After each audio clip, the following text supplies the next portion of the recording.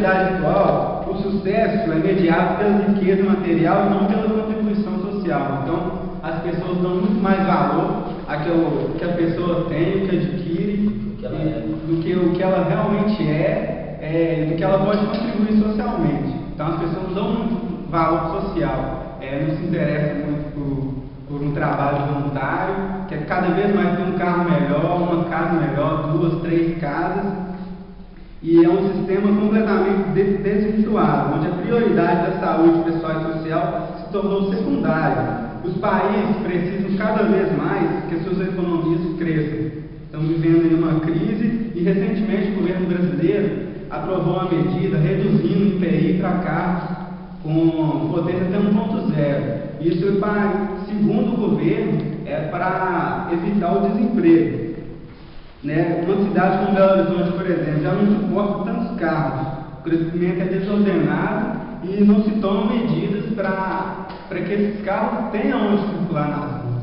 Então eles pensam só cada vez no lucro maior. A mobilidade urbana, saúde, qualidade de vida ficam em segundo lugar. Então essa desordem está presente em todos os aspectos do governo, como você vê aí, notícias, entretenimento. Relacionando o que Engels e Marx falavam, desde a época deles, eles já estudavam esse tipo de relação burguesia-proletariado dentro das empresas. E hoje em dia, a gente vê isso, mas não tão em foco, que as empresas tomam cuidado meio que para maquiar isso. As empresas, elas dão plano de saúde para o funcionário, elas tentam ter alguns programas, um programa durante o ano aí com relação à segurança do trabalho, à saúde, família na empresa. Então isso aí é para tentar maquiar que hoje em dia o cidadão, o funcionário das empresas, ele não só vende a sua força de trabalho, como ele vende a sua saúde também. Porque quanto mais a empresa tem, mais ela quer. Isso, então ele não está vendendo só seu tempo para receber seu dinheiro. No final das contas, como a empresa exige tanto dele, ele acaba vendendo sua saúde. E também sem saúde, porque a pessoa não vai ter lazer e ainda saúde mental e física, porque a pessoa não consegue nem segurar a onda daquilo que a empresa está pedindo. E essa questão que você falou do plano de saúde é até bem legal, porque dá o plano de saúde, mas o trabalhador fica tão bitolado que tem que sair de casa para o trabalho, do trabalho para casa, que nunca tem o tempo de o quê? Vou arrumar uma consulta, vou ver como é que está a minha saúde, como é que está. Se ele precisar realmente de faltar de trabalho para buscar uma melhora na saúde com um médico e tudo, se for uma vez ou outra, a empresa não liga. Mas se precisar de um tratamento real, precisar de você ser afastado ou de ser mudado de setor na empresa, ele é descartável. Então vai buscar o outro lá fora que está com a saúde em dia. Está muito famoso de Engels, que fala que a história da humanidade e a história da luta de Marx. Exatamente. Engels também tem uma frase que diz o seguinte: os que no regime burguês trabalham não lucram, e os que lucram... Vale lembrar desse trabalho, gente, que fala sobre o socialismo, que Engels foi um filho de um rico industrial e que durante um tempo ele foi obrigado, entre aspas, a tomar conta da empresa do pai. Então o que aconteceu? Durante esse momento que ele ficou na empresa do pai, ele viu pelo que os funcionários passavam, a miséria que estava acontecendo dentro do proletariado. E através dessa observação, ele conseguiu fazer uma distinção, que existiam dois grupos, os burgueses e os proletariados. Os proletariados quem eram? Os trabalhadores de fábrica, que trabalhavam com muita força, e os burgueses quem eram? Os ricos. E o que acontecia? O proletariado, ele vendia o seu trabalho para aqueles que possuíam capital. Quem possuía capital? Os burgueses. Porém, os burgueses, que já eram denominados capitalistas, só pagavam uma parte desse trabalho. Ou seja, o que acontecia aí? É aí que nós denominamos a mais-valia. Correto? E o Engels, como ele era parceiro do Karl Marx, não quer dizer que eles pensavam da mesma maneira. O Engels era mais crítico do que Karl Marx e tinha um estilo mais claro, é o contrário do que ele. E ele também fez, com esses pensamentos um pouco divergentes de Karl Marx, mesmo que eles tinham a mesma filosofia, ele fez obras muito importantes relacionadas ao marxismo, uma das principais, né, que é a origem da família, da propriedade privada e do Estado. Né? E Engels também se interessou pelos movimentos dos jovens hegelianos. Esses jovens, né, seguiam aí a filosofia, a ideia de um filósofo alemão, Engels.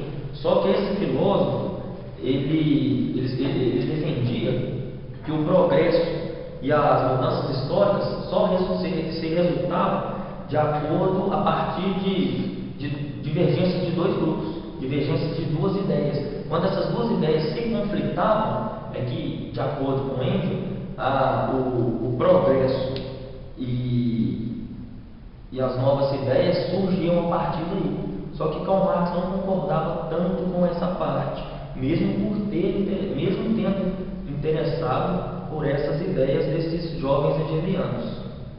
E voltando à questão daí da burguesia, desde que o Brasil se entende por país, desde que o Brasil foi descoberto, esse poder da burguesia sobre a classe menos favorecida no caso, a gente já consegue perceber isso desde a época dos escravos, e vem ao longo desses 500 anos aí, até hoje, nesse mecanismo, nessa indústria aí que mecaniza o funcionário. Ele fica ali sempre como uma peça ali substituível. Então a gente vê hoje aí acontecendo várias doenças relacionadas ao trabalho e os patrões não estão nem ligando, não fazem nenhum programa para prevenir esses acidentes. Então a gente vê esse descaso ainda com o proletariado até hoje. Aí só para reforçar esse negócio da burguesia, eu vou falar um poema que não é do Engels, é do Pedro Pablo, que é sobre a burguesia também. A burguesia está cada vez mais rica, a fome cada vez mais constante. Enquanto o pobre luta pelo pão, o rico se cobre de diamante. A burguesia fede e está em todos os lugares, e a miséria da corrupção continua invadindo nossos lares. A burguesia impede o povo de ter uma boa educação. Para onde vai nosso país com essa política de fundos de porão?